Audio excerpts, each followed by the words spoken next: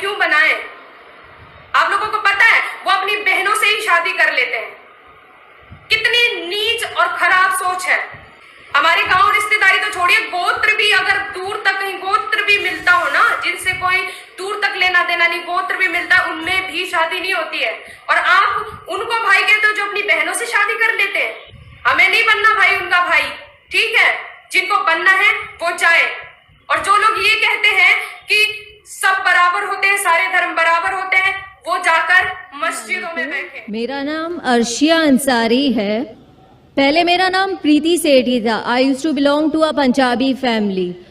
मैं आज की डेट में दावा कर पाती हूँ अपने फ्रेंड्स से, कलीग से, I am a sports teacher, but when it comes to goddess Vaishno Devi और Sherawali Mata, I get really no answer for it. Can you please help me to put dawa for Vaishno Devi and clear my concept also? Thank you. बहन का सवाल अगर मैं सही समझाऊं, आपने कहा कि आप दावा करते हैं, इस्लाम कबूल कर चुके हैं, माशाअल्लाह, अल्लाह आपको हिदायत दे, अल्लाह आपको जज़ा खैर दे। आपका सवाल है कि वैष्णो देवी के मानने वालों से कैसा दावा करूं? आपका सवाल क्या है? उनके मानने वालों, क्योंकि आपने कहा कि वैष्णो देवी से कैसा आप दावा करें। वैष्णो देवी मिलेंगे तो दावा कर सकेंगे, नहीं मिलेंगे तो कैसा करेंगे? जिस तरीके से मैंने आज मेरी तकरीर में मेरा एक हिस्सा था, खुदा का तसव्वुर हिंदू मज़हब में, इस मज़हब में आप बोलिए कि आप जब वेद पढ़ते हैं, वेद में लिखा है यजुर्वेद चैप्टर नंबर 32 श्लोक नंबर 3 में, न तस्य प्रतिमास्ति, उस ईश्वर की कोई प्रतिमा नहीं, कोई अक्स नहीं, कोई फोटोग्राफ नहीं, कोई पेंटिंग नहीं, कोई बुत नहीं, कोई मूर्ति नहीं, कोई स्टैचू नहीं। तो जो वैष्णो देवी जो गॉडेस है, इसकी मूर्ति हो ही नहीं सकती। ये जो उन लोग को मिलता है दूसरी किताबों जो हिंदू मजहब के नीचे की किताबों में है। लेकिन जब भी कोई हिंदू मजहब की किताब में टकराव होता है, वेद की बात और ऊंची होती है, ये सबसे ऊंची किताब है। तो वेद से जब देखेंगे, वेद में कहीं भी नहीं लिखा है कि ईश्वर की प्रतिमा है। हिंदू मजहब में दो किस्म की किताब है, एक है श्रुति, दूसरी है स्मृति।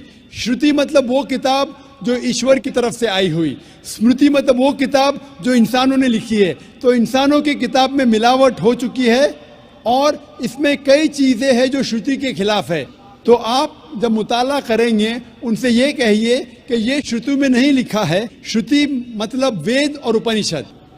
जब आप हवाला देंगे, जिस तरीके से मैं तकरीर में दिया हूं, उस तरीके से इंशाअल्लाह आप अपने दोस्तों को ये दावत दे सकेंगे कि ईश्वर की कोई प्रतिमा नहीं, कोई अक्स नहीं, कोई मूर्ति नहीं, कोई बुत नहीं। Hope the answer the question. कोई प्रतिमा नहीं है, वहाँ पत्थर है। अगर वैष्णो देवी मंदिर जाएंगे, वहाँ कोई प्रतिमा नहीं है, वहाँ पत्थर है जिसकी पूजा की जाती है। प्रतिमा जब मैं कहता हूँ अक्स, चाहे पत्थर भी हो, वो प्रतिमा में आ जाता है। पत्थर को पूजना हराम है। जिस तरीके से मैंने कहा यजुर्वेद में चैप्टर नंबर 40 मंत्र नंबर 9 में, अंधात्म भविष्यन्ति या सम्मुति मुपास्ते, अंधकार में वो लोग जा रहे हैं जो लोग कुदरती चीजों की इबादत करते, चाहे वो हवा हो, आग हो, पानी हो, और वो लोग और घोर अंधकार में जा रहे हैं जो बनाई हुई चीजें, चाहे टेबल हो, चेयर हो, मूर्ति हो या पत्थर को तराशते हैं। ये सब की इबादत करना यजुर्वेद अध्याय नंबर 40 मंत्र नंबर 9 के हिसाब से हराम है।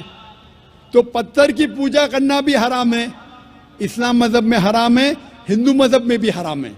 चाहे आप उसको तराशो या मत तराशो, इबादत सिर्फ करना चाहिए खुदा की, और उस खुदा का कोई अक्स नहीं, और आप उस खुदा को देख नहीं सकते इस दुनिया में, अपनी आंखों से उस खुदा को देख ही नहीं सकते।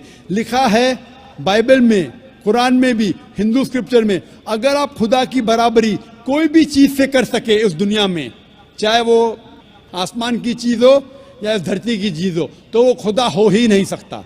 Hope the answer the question. भाई साहब, आपका नाम क्या है?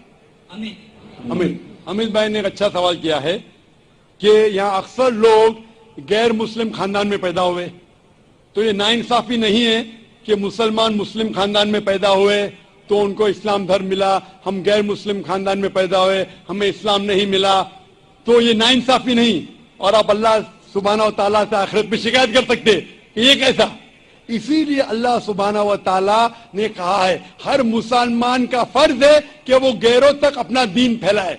ہر مسلمان کا فرض ہے. اس لیے اللہ تعالیٰ فرماتے سورہ عمران میں سورہ نمبر 3 آیت نمبر 110 میں کنتم خیر امۃ اخرجت للناس تأمرون بالمعروف وتنہون عن المنکر کہ آپ انسانوں میں سب سے بہترین امہ ہے کیونکہ آپ لوگوں کو حق کی طرف بلاتے ہیں اور برائی سے روکتے ہیں. ہر مسلمان کا فرض ہے کہ لوگوں کو حق کی طرف بلائے, دین کی طرف بلائے. لیکن اگر مسلمان دعوت کرے یا نہ کرے, اللہ تعالیٰ فرماتے سورہ فصلت میں سورہ نمبر 41 آیت نمبر 53 میں 53 میں اللہ تعالیٰ فرماتے کہ سنوریم آیاتنا فی الآفاق وفی انفسہم حتی یتبین انہ الحق. یہ اللہ تعالیٰ لوگوں کو اپنی نشانیاں دکھائیں گا ہورائزنز میں تاکہ ہر دل میں, ہر انسان کے دل میں یہ ثابت ہو کہ اللہ ایک ہے.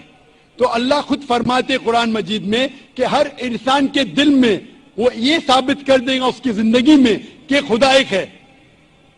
لیکن ثابت کرنے کے بعد وہ انسان سوچنے لگے گا اگر میں اسلام قبول کریں گا تو معاشرہ کیا کہیں گی, ارے میرے والدین کی جائیداد سے میں بے دخل ہو جاؤں گا, ارے مجھے دھندے میں مشکل ہوں گی, میرے دھندے میں نقصان ہوگا.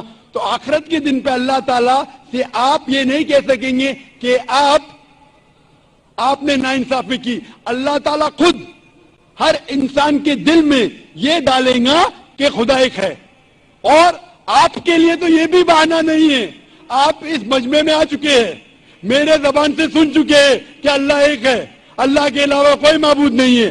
آپ کو آخرت کے دن پہ ذرا بھی شکایت نہیں ہونا چاہیے اللہ سے.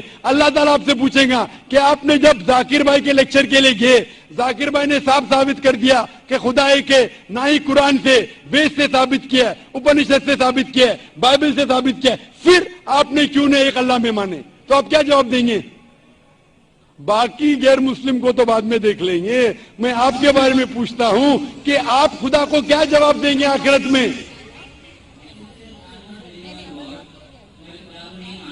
کیونکہ اس کا ریزن بھی ایکسپرٹ ہوتا ہے.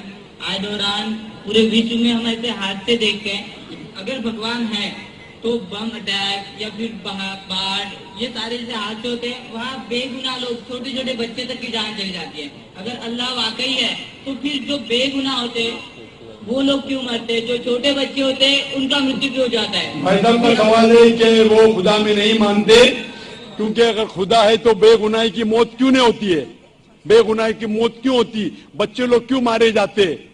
آپ ایسا پوچھ رہے ہیں کہ ٹیچر رہتے تو بچے فیل کیوں ہوتے؟ ارے جو بچے نہیں پڑھتے وہ فیل ہوتے. ڈاکٹر ہے تو لوگ کیوں مرتے؟ کیونکہ اللہ سبحانہ و تعالیٰ کہتے قرآن مجید میں کہ ہم نے تمہارے اولاد, تمہاری بیویاں, تمہاری دولت کی کوئی فتنہ جیسے پیدا کیا ہے. فتنہ ہے مطلب آپ کے لیے امتحان ہے. ایک امتحان ہے کہ اگر آپ کے بچے مریں گے پھر بھی آپ کو ایشور پہ بھروسہ ہے کہنے. کوئی بھی بچہ جب مرتا ہے بم بلاسٹ سے وہ جہنم میں تھوڑی جاتا ہے, بچہ مرا تو جنت میں جاتا ہے. اللہ تعالیٰ آپ کا امتحان لے رہے, اس کے والدین کا امتحان لیتے. کیا بچے مرنے کے بعد پھر بھی آپ کو ایشور پہ بھروسہ ہے کہنے؟ اور یہ جاننے کے لیے ایشور کے بارے میں آپ میری تقریر سنیے, کیا قرآن خدا کا کلام ہے. آپ وہ میری DVD دیکھیے, کیا قرآن خدا کا کلام ہے. انشاءاللہ اگر آپ کھلے ذہن سے یہ تقریر سنیں گے انشاءاللہ آپ کو یقین ہوگا کہ خدا ایک ہے اور آخری کلام قرآن مجید ہے. انشاءاللہ. آخری سوال.